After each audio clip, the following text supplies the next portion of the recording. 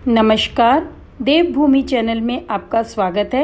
आज के इस वीडियो में हम बात करेंगे गणगौर व्रत कथा, गौर बिंदारा कब और कैसे निकाला जाता है और सिंधारे का क्या महत्व है गणगौर पर्व में। गणगौर की कथा शुरू करने से पहले मैं आपको बता देती हूँ कि कथा सुनते हुए आप अपने पीलिया, अगर आपने पीलिया मतलब बच्चे के बाद जो पीलिया आता है माँ के घर से, वो पीलिया ओढ़ा हुआ है पीलिया, नहीं तो चुनरी या साड़ी के पल्ले पर धूप से मोती पाड़ते जाएं, मतलब कि धूप से पानी के छींटे डालते जाएं। कथा इस प्रकार से है। राजा ने जो चने बोए और माली ने धूप बोई। राजा का जो चना बढ़ता गया और माली की धूप घटती गई। एक दिन माली सोचा कि ये क्या बात है, राजा का जो चना तो बढ़ता जा रहा है और मेरी धूप घटती जा रही है। एक दिन माली छुप कर बैठ गया और सोचा कि देखूं क्या बात है। देखा तो क्या देखा कि छोरियां आईं और धूप तोड़ कर ले जाने लगीं। तो माली ने उनमें से किसी का घाघरा पकड़ा और किसी का ओढ़ना छीन लिया और बोला कि तुम मेरी धूप क्यों लेके जा रहे हो। छोरियां बोली कि हम 16 दिन की गणगौर पूज रहे हैं, तो हमारा घाघरा ओढ़ना दे दो। 16 दिन बाद गणगौर विदा होगी तो हम तुम्हें भर भर के सीरा लापसी का कुंडारा देंगे।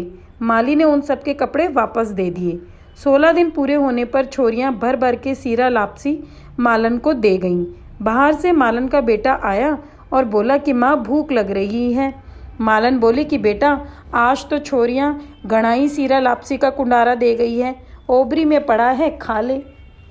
बेटा ओबरी खोलने लगा तो ओबरी नहीं खुली। तब मालन ने आकर चीटली उंगली का चीटा दिया तो ओबरी खुल गई। देखा तो ईसर जी तो पेचा बांधे हुए हैं और गोरा जी चरखा काट रही हैं। सारी चीज़ों का अटूट भंडार भरा पड़ा है।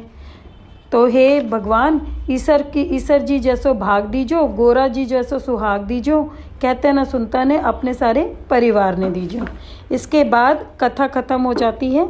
कथा समाप्त होने के बाद आप जो मोती मतलब पानी के छींटे अपनी चुनरी या पीलिए पे डाल रहे थे, उस तरफ के पल्ले को गांठ लगा लें।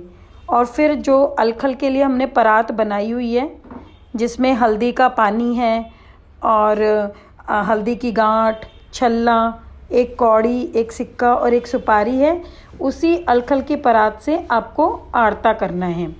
आरता आपको मेरे गीतों वाले वीडियो में मिल जाएगा, तो आप वहाँ से आरता सुन सकते हैं और बोल सकते हैं। आइए अब बात करते हैं गौर बिंदारे की। गौर बिंदारो, गौर बिंदारा, आप कुछ भी कह सकते हैं। गौर बिंदारा अच्छा सा वार देखकर शाम के समय निकाला जाता है। एक थाली में आटे का चौमुखा दिया बना के उसमें 4 बाती और घी डाल के रखें। सब औरतें बच्चे गणगौर की और दिया की पूजा करें। दिया जलाकर जल चढ़ाकर टीका काढ़ें। मिठाई से जिमाएं और दिए को चालनी से ढक दें। गणगौर पूजने वाली लड़की सबको टीका काढ़े और उसके बाद सब मिलके गीत गाते हैं। इसके बाद मैं आपको बताने वाली हूँ सिंधारे का महत्व गणगौर पर्व में। दूसरे नवरात्रे को गणगौर का सिंधारा होता है।